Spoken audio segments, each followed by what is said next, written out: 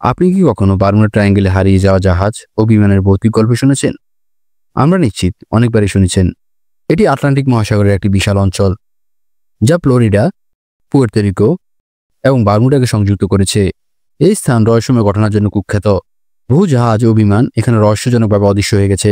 Bermuda ট্রায়াঙ্গেলের আরেক নাম হলো দ্য ডেভিলস ট্রায়াঙ্গেল বা শয়তানের ত্রিভুজ। বহু জাহাজ ও বিমান রহস্যজনক পরিস্থিতিতে এখানে হারিয়ে গেছে, যাদের অনেককে আর খুঁজে পাওয়া যায়নি।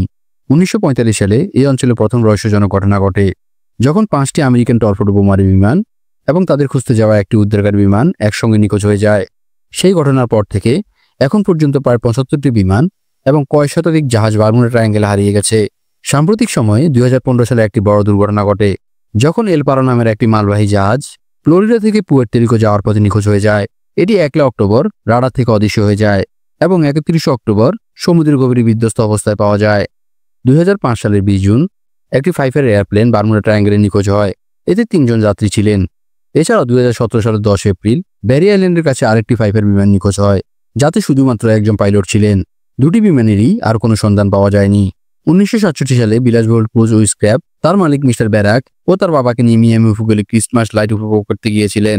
কিছুক্ষণ পর মিস্টার ব্যারাক উপকূল রক্ষীদের ফোন করে জানান যে তার নৌকা কোনো কিছুর সাথে আঘাতপ্রাপ্ত হয়েছে এবং তিনি টোয়িং সহায়তা চান। কিন্তু মাত্র 20 মিনিটের মধ্যে উপকূল রক্ষীরা সেখানে পৌঁছালেও নৌকাটি সম্পূর্ণ ফাঁকা পাওয়া যায় এবং মিস্টার ব্যারাক ও তার বাবার আর কোনো খোঁজ মেলেনি। অনেক বছর ধরে এই অঞ্চলের রহস্য নিয়ে নানা তথ্য প্রচলিত রয়েছে, যেমন জলদৈত্য, ভিন গ্রহের প্রাণী কিংবা সমুদ্রের দানব। তবে সাম্প্রতিক এক গবেষণায় বিজ্ঞানীরা হয়তো এই রহস্যের সমাধান খুঁজে পেয়েছেন। একটি বিজ্ঞানভিত্তিক চ্যানেলের প্রতিবেদনে বলা হয়েছে, কলোরাডো বিশ্ববিদ্যালয়ের একদল বিজ্ঞানী স্যাটেলাইটের মাধ্যমে বারমুডা ট্রায়াঙ্গেলের আবহাওয়া ছবি বিশ্লেষণ করে দেখেছেন যে এখানে অদ্ভুত আকৃতির ষড়ভুজাকৃত মেঘ দেখা যায়। বিজ্ঞানীরা অনুমান করছেন এই মেঘগুলো প্রকৃতপক্ষে এয়ার বোম হিসেবে কাজ করতে পারে।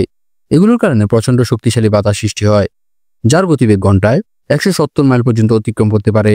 এ ধরনের হারিকেন তুল্য শক্তির ঝড়ে বিশাল বিশাল ঢেউ সৃষ্টি হয়, যা 45 ফুটেরও বেশি উঁচু হতে পারে। এরকম ঝড়ে কোনো জাহাজ টিকে থাকতে পারে না এবং কোনো বিমানও এই ধরনের বাতাস সামলাতে পারে না।